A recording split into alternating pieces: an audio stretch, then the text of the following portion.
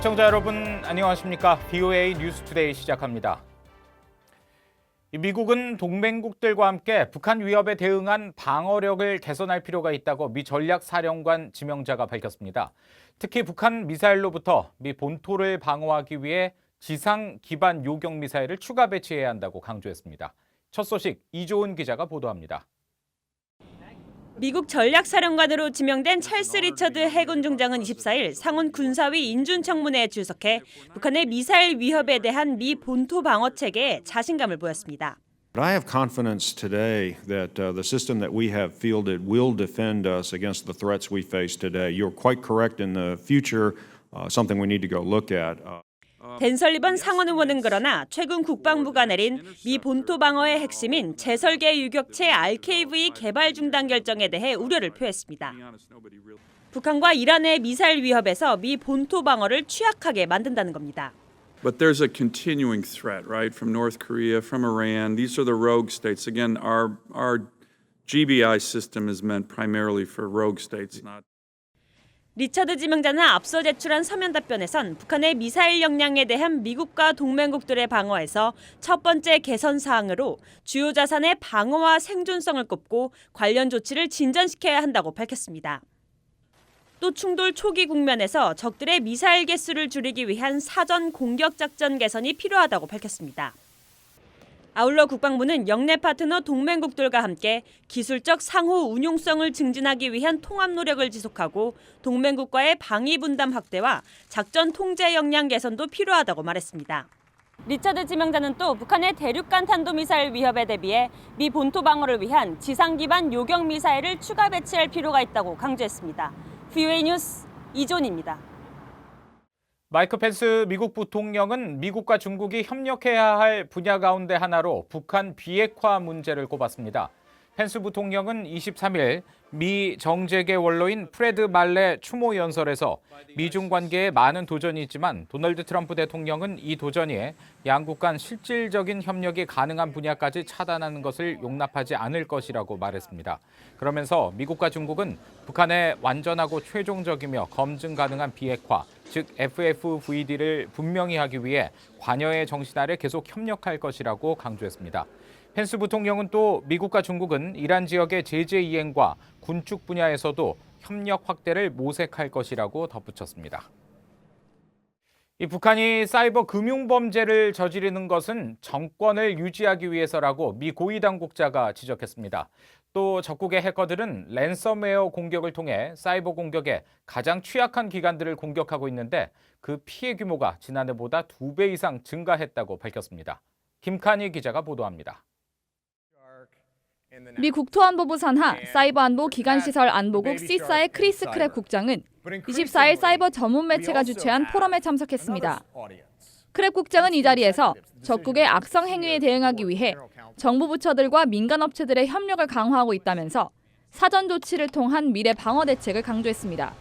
But we have a pretty good idea what the tactics, techniques, and procedures are for this adversary, or that they might use. And we can start developing packages of defensive measures. 크랩 국장은 특히 사이버 금융 범죄에 대응하기 위해 미국 연방수사국 FBI 등 정보기관들과도 협력하고 있다고 밝혔습니다. 그러면서 북한의 사이버 금융 범죄 목적은 정권을 유지하기 위해서라고 지적했습니다.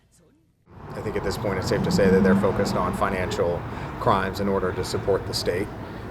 They continue to hit banks and use other mechanisms to again bring capital into the country. 미국 연방수사국 FBI 고위 당국자는 적대 국가들을 포함한 해커들의 랜섬웨어 공격에 주목했습니다. 컴퓨터 시스템 감염 방식의 랜섬웨어 공격으로 인한 피해 규모가 지난해에 비해 올해 현재 2배 이상 증가했다고 밝혔습니다. In calendar year 18, according to IC3 stats, the losses due to ransomware were $3.6 million. In calendar year 19 to date, we're not even through the whole year, that number has already doubled to $7.3 million. 우고레츠 부국장보는 그러면서 해커들은 사이버 공격에 취약한 의료와 교육기관들을 주요 공격 대상으로 삼고 있다고 지적했습니다. VOA 뉴스 김칸입니다.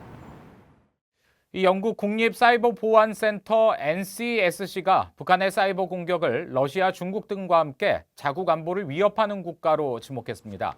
NCSC는 23일 공개한 연례 보고서를 통해 북한이 계속 영국 국가안보에 전략적 위협을 가하고 있다면서 국립사이버보안센터 업무의 상당 부분은 적대 국가의 사이버 공격을 방어하는 것이라고 밝혔습니다. 그러면서 대규모 국제적 사이버 범죄는 영국 국민과 기업에 즉각적인 위협을 초래하고 일상과 사회, 경제적 번영을 위태롭게 한다며 NCSC는 사이버상의 모든 공격에 대한 방어력을 높이기 위해 노력하고 있다고 설명했습니다. 앞서 영국 당국은 지난 2017년 영국 국민보건서비스 산하 병원 40여 곳의 전산 시스템을 마비시켰던 워너크라이 해킹 공격의 배후로 북한을 지목한 바 있습니다.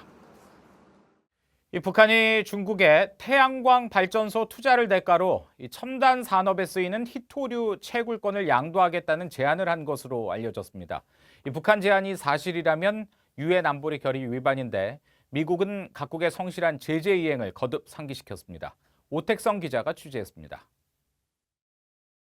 중국 히토류 산업협회는 24일 홈페이지를 통해 북한이 중국 측에 제안한 내용을 전했습니다. 중국 랴오닝성 선양시에서 열린 한 회의에서 북한 당국자가 북한의 전력난 해결을 위해 중국이 북한 태양광 발전소 건설에 투자하면 그 대가로 평양 철산군 히토류 광산의 개발권을 주겠다고 제안했다는 겁니다. 협회는 그러면서 평양에 매일 250만 킬로와트를 제공하는 태양광 발전소 건설에 25억 달러 정도가 들 것으로 추산했습니다.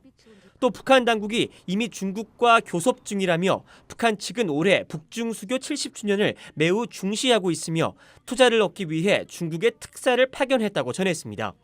북한은 지난 2013년 북한 하병투자위원회가 발표한 자료를 통해 북한에 매장된 히토류의 양이 4,800만 톤에 달한다고 주장한 바 있습니다. 로이터 통신은 이런 내용을 보도하면서 중국 내 히토류 업계 관계자를 인용해 북한의 제안은 희망사항이며 대북 투자는 국제적으로 안전하지 못하다는 평가를 받고 있다고 지적했습니다.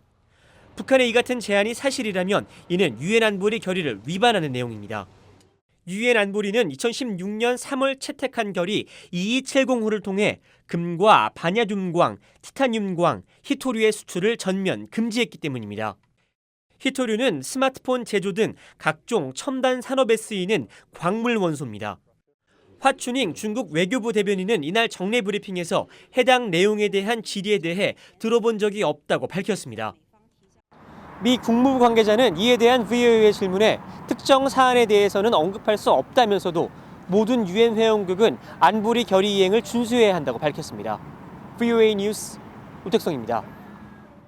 미 국무부의 데이비드 스틸웰 동아태 담당 차관보가 24일부터 다음 달 7일까지 일본과 한국, 중국 등 아시아 6개국 순방에 나섭니다. 스틸웰 차관보의 서울 방문은 다음 달 5일로 정해졌으며 이 기간 한국 정부 당국자들과 만나 미한 동맹 강화와 인도 태평양 전략, 한국의 신남방 정책에 관한 협력 방안을 논의한다고 국무부는 밝혔습니다. 스틸웰 차관보는 특히 한국에서 미북 비핵화 협상과 주한미군 방위비 분담금 협상, 다음 달 23일 효력이 종료되는 한일 군사정보보호협정, 지소미아 문제 등을 논의할 것으로 예상됩니다. 이에 앞선 태국 방문에서는 제35차 미국 아세안 정상회의와 동아시아 정상회의, 인도태평양 비즈니스 포럼에 참석하고 7일에는 중국을 방문해 중국 당국자들과 만날 예정입니다. 북한 정부의 보건 안보 역량이 세계에서 가장 취약하며 국제 기준에도 부합하지 못하는 것으로 나타났습니다. 미국의 민간 단체인 핵위협 방지구상과 존스 홉킨스 보건안전센터는 24일 발표한 2019 세계 보건안보지수 보고서를 통해 북한의 보건안보 역량이 전체 195개국 중 193위를 기록했다고 밝혔습니다. 북한은 중대한 질병의 발생을 예방, 탐지, 대응할 수 있는 각국 능력 평가 지수에서 17.5점을 기록해 평균 40.2점에 못 미쳤는데 특히 차단 방역과 동물 전염병 예방 조치, 또 질병 대응 계획과 훈련 등 보건 대응 체계는 거의 전무한 실정인 것으로 파악됐습니다. 보고서는 또 북한의 불안한 정치와 안보 상황, 경직된 사회 경제 구조가 북한의 국민 건강과 보건 안보 환경을 악화시키는 요인이라고 지적했습니다. 이상으로 VOA 뉴스투데이 마칩니다. 함께해 주신 여러분 고맙습니다.